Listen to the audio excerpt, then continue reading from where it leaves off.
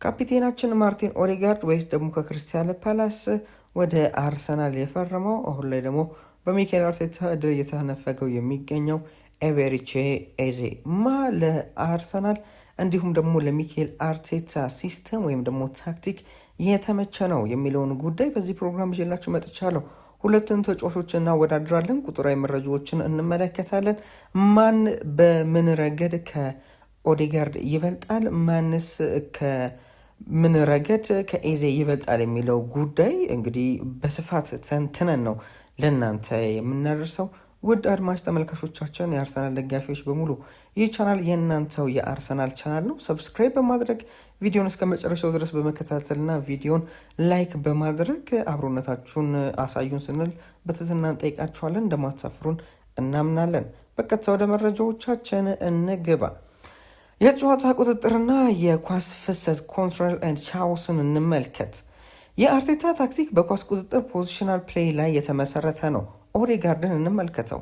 ኦዴጋርድ ጨዋታን የሚመራው እሱ ነው። በቅርቡ ከብሬንትፎርድ ጋር በተደረገው በትናንትናው ጨዋታ ማለት ነው። ኤዜ በመጀመሪያ አጋማሽ ኳስን ማግኘት ተስኖት ታይቷል። ኦዴጋርድ በሁለተኛው አጋማሽ ሲቀየር ግን ቡድኑ ወዲያው የጨዋታ የበላይነትን መያዝ ይችላል። ይህንንም ደግሞ በጨዋታ ላይ መመልከት ችለናል።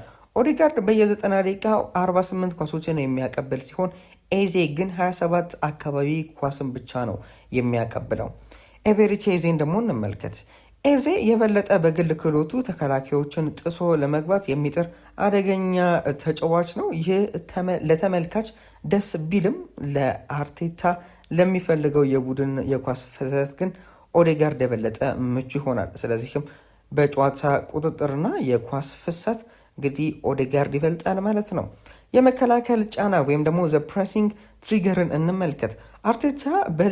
አርቴታ ኳስ በሌለበት ጊዜ ተጫዋቾቹ ተጋጣሚ ላይ የሚያደርጉትን ጫና ፕሬሲንግ ትልቅ ቦታ ይሰጠዋል። በጣም ነው የሚፈልገው ተጫዋቾች ፕሬስ እንዲያደርጉ።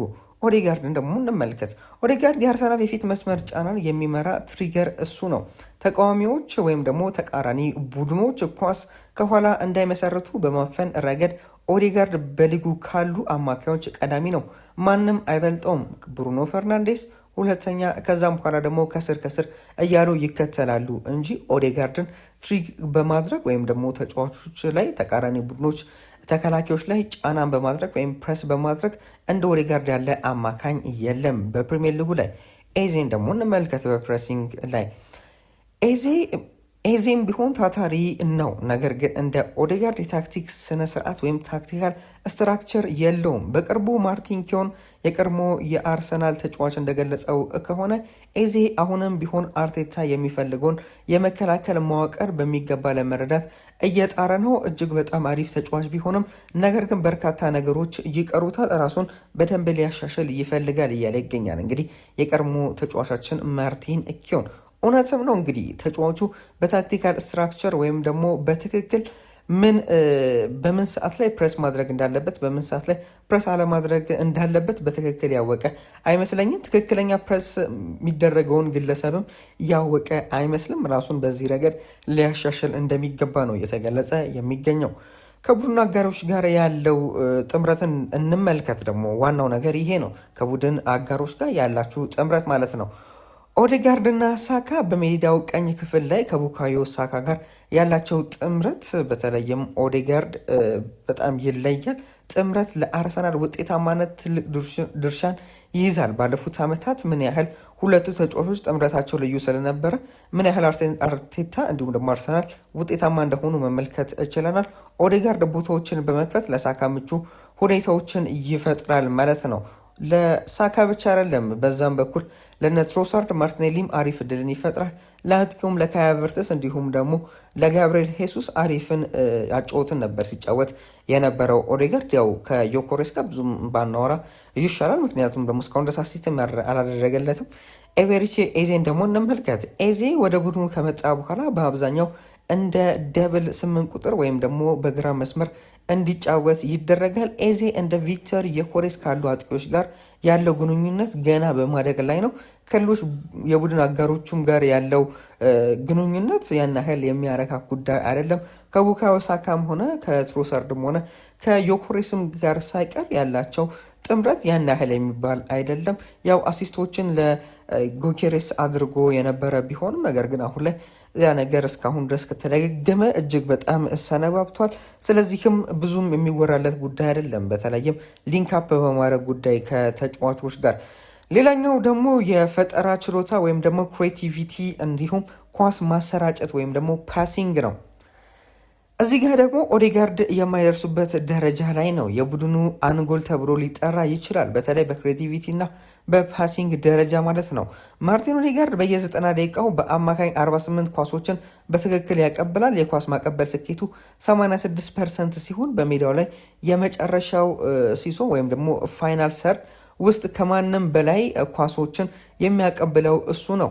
ለጎል የሚሆኑ እድሎች በመፍጠር ወይም ደግሞ ቻንሶችን ክሬት በማድረግ ኦዴጋርድ በሊጉ በቀዳሚዎች ተርታ ይሰለፋል። በተለይም በባለፈው የውድድር ዘመናት እጅግ በጣም ራሱን ማሳየት ችሏል። ኤቤሪቼ ኤዜን ደግሞ እንመልከት። ኤዜ ኳስ አሰራጭ ከመሆን ይልቅ ኳስ ይዞ በመሮጥ ድሪብል በማድረግ ይታወቃል። የኳስ የማቀበል ስኬቱ 89% ቢሆንም በየ90 ደቂቃ የሚያቀብላቸው የኳሶች ብዛት 27 አካባቢ ነው። ከኦዴጋርድ እጅግ ያነሰ ነው። ሆኖም ግን ድንቅ ተከላካዮችን በማለፍ ወይም ደግሞ ሰክሰስፉል ድሪብል በማስመዝገብ ኤዜ ከኦዴጋርድ በድሪብል ረገድ እጅግ በጣም የተሻለ እንደሆነ መመልከት እንችላለን። ሁለቱም የራሳቸው የሆነ ኳሊቲ ያላቸው፣ በተለይም ኳስን በማቀበልም እንዲሁም ደግሞ በፈጠራ ችሎታቸው ሁለቱም የተሻሉ ናቸው። ነገር ግን ለኔ እንደ ግል በዚህ ደግሞ ኤቤሪቼ ኤዜ አሪፍ ቢሆንም ነገር ግን ማርቲን ኦዴጋርድ ኳስን በመያዝና ኳስን በማሰራጨት የተሻለ ነው ብዬ አስባለሁ። ምንም እንኳን ፕሮግሬሲቭ ፓሶችን ብዙ ባያደርግም ነገር ግን የጎንዮሽ ኳሶችንም ቢያበዛም ነገር ግን በዚህ ረገድ ማርቲን ኦዴጋርድ ይሻላል። በማቀበል ረገድ ክሬቲቭ በማድረግ ደግሞ ቻንሶችን ኤቤሪቼ ኤዜ ይሻላል። ምክንያቱም ደግሞ ሞር እሱ ወደፊት ነው የሚያስበው። ሁሉም ነገር ወደፊት ብቻ ነው። ወደ ፕሮግሬሲቭ ፓሶችን ነው የሚያደርገው፣ ሪስኮችን ይወስዳል። እጅግ በጣም በዚህ ረገድ እንግዲህ ማርቲን ኦዴጋርድ ራሱን ማሻሻል አለበት ብዬ አስባለሁ። እንዲሁም ደግሞ የጎልና የማጥቃት ስታቲስቲኮችን ወይም ደግሞ ቁጥራዊ መረጃዎችን እንመልከት። በዚህ ረገድ ኤዜ ኦዴጋርድን በትንሹ ይበልጣል። ኤዜ ወደ አርሰናል ከመጣ በኋላ በጎል ፊት የበለጠ ደፋርና ቀጥተኛ ሆኖ እየተገኘ ይገኛል። ኤቤሪቼ ኤዜ በ25-26 የውድድር ዘመን በፕሪሚየር ሊጉ ለአርሰናል 4 ጎሎችን አስቆጥሯል። በተጨማሪም በሰሜን ለንደን ደርቢ ላይ ያሳየው አስደናቂ ሃትሪክ ትልቅ ስም ሰጥቶታል። በየጨዋታው በአማካኝ 3.5 ሙከራዎችን ወይም ደግሞ ሹት ፐር 90 ሚኒት ያደርጋል ማለት ነው ይህ ተጫዋች ኤቤሪቼ ኤዜ። ይህም በቡድኑ ውስጥ ከፍተኛ ነው። በተለይም በየ90 ደቂቃ 3.5 ጊዜ ሹት የሚያደርግ ተጫዋች በአሁኑ ሰዓት ላይ የለም በአርሰናል ቤት። ኤቤሪቼ ኤዜ ላቅ ያለ ደረጃን ይይዛል ማለት ነው።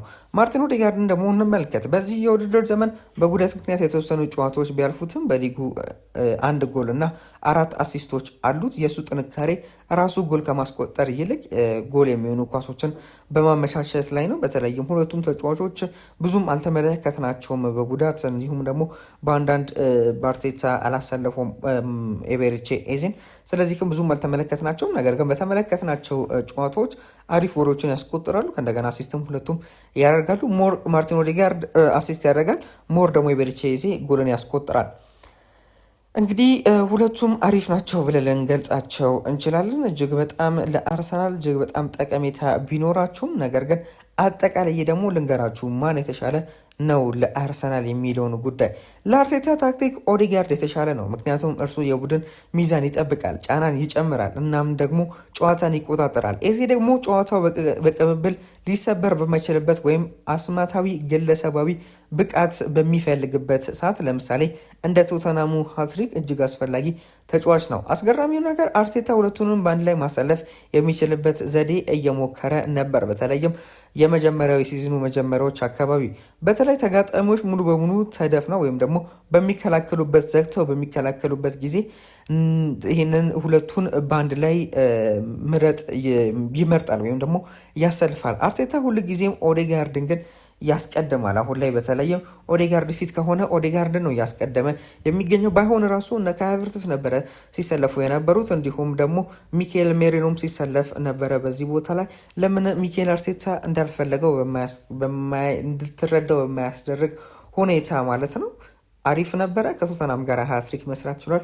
በተለይም ደግሞ እንደ ትላንትናው ባለ የብሬንትፎርድ ጨዋታ ላይ ኤቤሪቼ ኤዜም ማርቲን ኦዴጋርድም አንድ ላይ ቢሞክራቸው እጅግ በጣም አሪፍ ነበር ብዬ አስባለሁ። ምክንያቱም ደግሞ ማጥቃትና ማጥቃት ብቻ ነበር ሀሳቡ ሊሆን የሚገባው። ነገር ግን በትላንትናው እለት እንግዲህ አንዳቻ ነው የተለያየ ነው። ለዛሬ ያዝላችሁ ፕሮግራም ይመስል ነበር። የእናንተስ ማን ነው? በኮሜንት ላይ ብታሳውቁኝ እጅግ ደስ ይለኛል።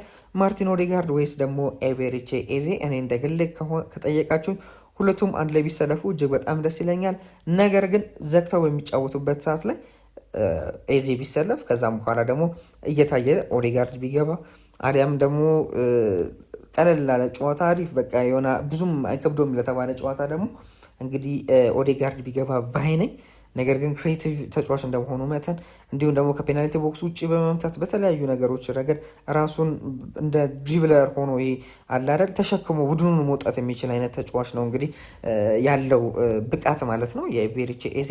ስለዚህም እንግዲህ በተደጋጋሚ ድልን ቢያገኝ 100% ፊት ቢሆን እኔ በግሌ ኤቤሪቼ ኤዜን እመርጣለሁ። በተለይ ማርቲን ኦዴጋርድ ፊት ካልሆነ ይህ ተጫዋች በሚገባ ለአርሰናል ጠቅማል ብዬ አስባለሁ።